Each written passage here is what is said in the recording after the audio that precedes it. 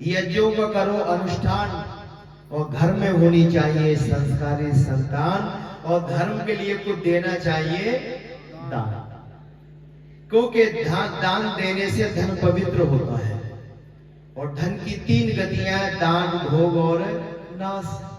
खाओगे तन को लगेगा, दान करोगे संग लगेगा, और दोनों काम नहीं किए तो जंग लगेगा। इसलिए लोग कहते थे भाई साहब, धर्म की जड़ तो पाताल के अंदर होती है। धर्म की जड़ पाताल में होती है। जिन्होंने धर्म का काम किया, धर्म में दान दिया, सहयोग किया, जिस तरह का सहयोग किया, उनकी जड़ धर्म की पाताल में गड़ गई। और जिन्होंने धर्म का काम नहीं किया, धर्म में सहयोग नहीं किया, तो वो देते हैं अस्पताल में, चला जाता है। जोड़ा कई सालों से इकट्ठा हो और ऐसी बीमारी लगी, सब चला गया। कई महात्माओं को गए 20-20 लाख रुपए जोड़े रहे। अरे सन्यासी हो, क्या करोगे इतना जोड़ के? कुछ दे दो गरीब बच्चों के लिए, कहीं कुछ करते रहो। लेकिन नहीं, जोड़े रहे। और फिर ऐसी उनको लगी बीमारी, सब चला गया और गेल खत्म। कुछ ऐसे लोग हैं, सोचते क्या संचय करना, भगवान पे भरोसा है। उस व्यवस्थापक इतना बड़ा दुनिया का है, उससे बड़ा कोई व्यवस्थापक नहीं है। वो व्यवस्थाएं कर देता है, कहां कर दे, कौन आपका हमदर्द बन जाए, आप इसकी कल्पना नहीं कर सकते। ऐसी ऐसी घटनाएं लोगों के जीवन में हुई है। एक आर्य समाज के बड़े अच्छे भजनोपदेशक थे धर्मराज। मुरादाबाद में कांठ तहसील है, वहां के थे। तो वो देशभक्ति गीत, ऋषि के गीत बड़ा बढ़िया गाते थे। उन्होंने एक बार मुझे अपने जीवन का अनुभव बताया, और कहते कहते उनकी आंखों में आंसू आ गए। और मैंने बड़े ध्यान से सुनी उनकी बात। कहते कि मेरी एक ही बच्ची, और अब से लगभग ये बात होगी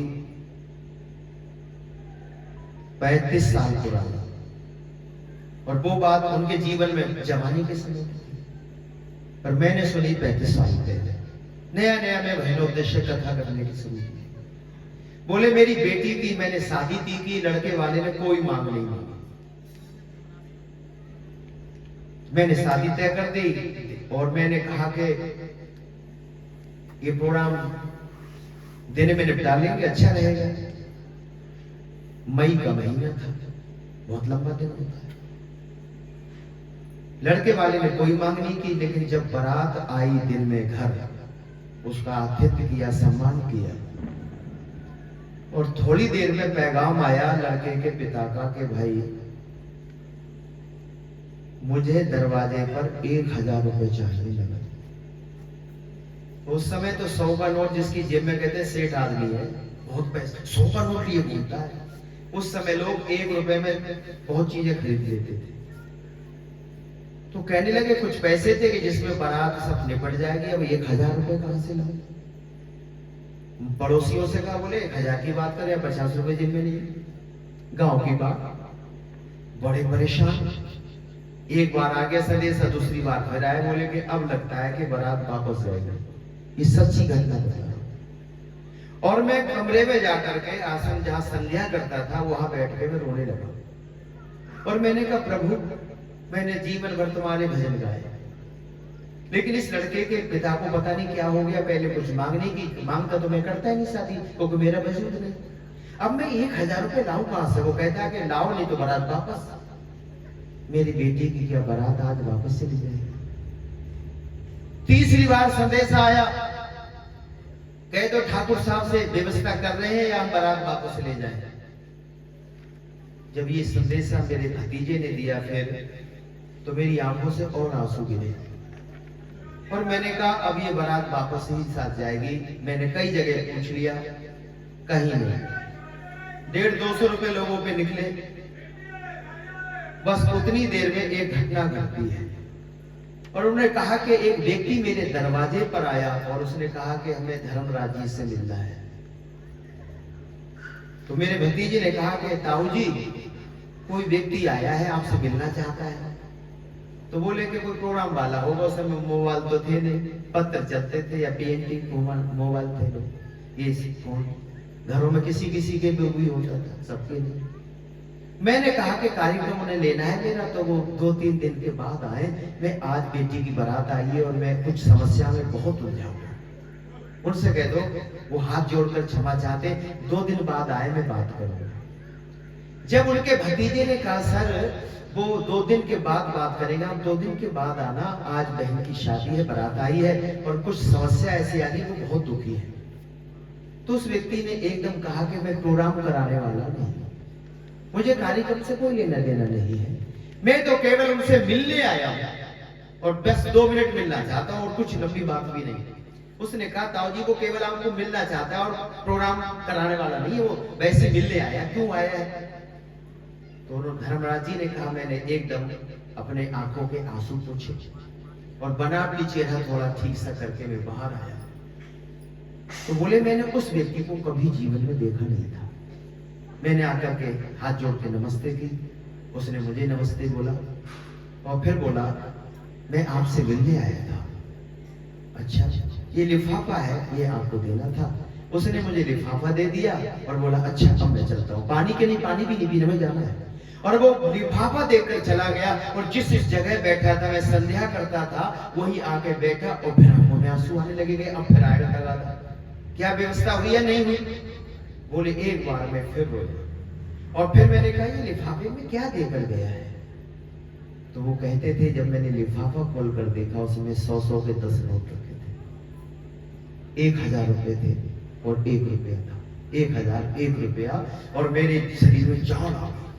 और मैं जो वो रोया वो मैं प्यार में भगवान की भक्ति में रोया कि प्रभु आज तूने अपने भक्त की लाज बचा दी और अब मेरी बेटी की बारात हो जाएगी। और मैंने फिर कहा कि भेजो, लेकर आए लड़के को दरवाजे पर और मैं 1000 रुपए उनको नगद दूंगा। और वो ये बात कहते कहते फिर रोने लगे कि आज तक वो व्यक्ति मैंने कभी पहले नहीं देखा और बाद में भी नहीं मिला, वो भगवान नहीं था, लेकिन भगवान ने उस व्यक्ति के अंदर प्रेरणा की, प्रेरणा जगा दी और कि जाओ करो ऐसे मदद। भगवान अंतःकरण में प्रेरणा करता है, कब आपका कब कौन मददगार हो जाए आप इसका अंदाजा नहीं लगा सकते, लेकिन उस पर विश्वास करो, उस पर पक्की अपने कंप्लीट विश्वास करिए। परमात्मा है और सब जगह है और वो सुनता जरूर है। किसी ने कहा दुआ मंजूर होती है, वो जरूर होती है, लेकिन थोड़ा ये है थोड़ी मुश्किल से होती है।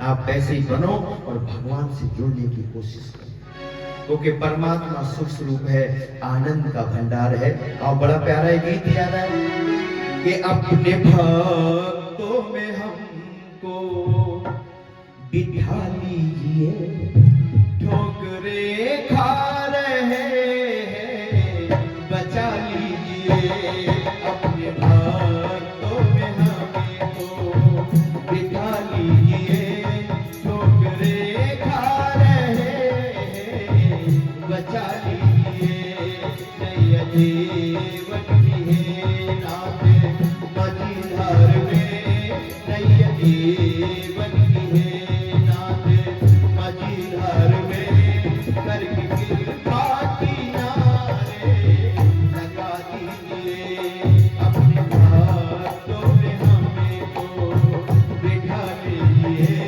ठोकरे खा रहे हैं बचा लीजिए, ठोकरे खा रहे हैं बचा लीजिए।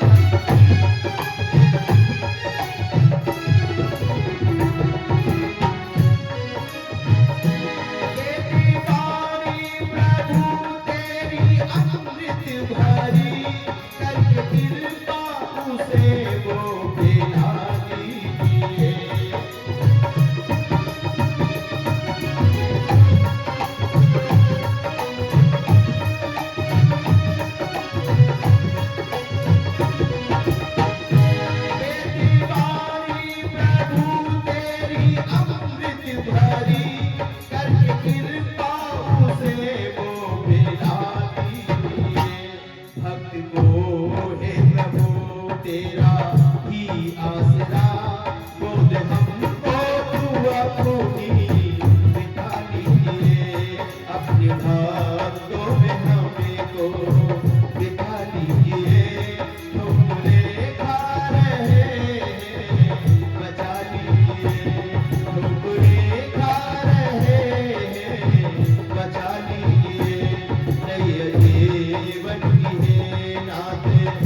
मझीधार में नैया जीवन की है नाते मझीधार में करके कृपा किनारे लगा दीजिए अपने भक्तों में हमें को।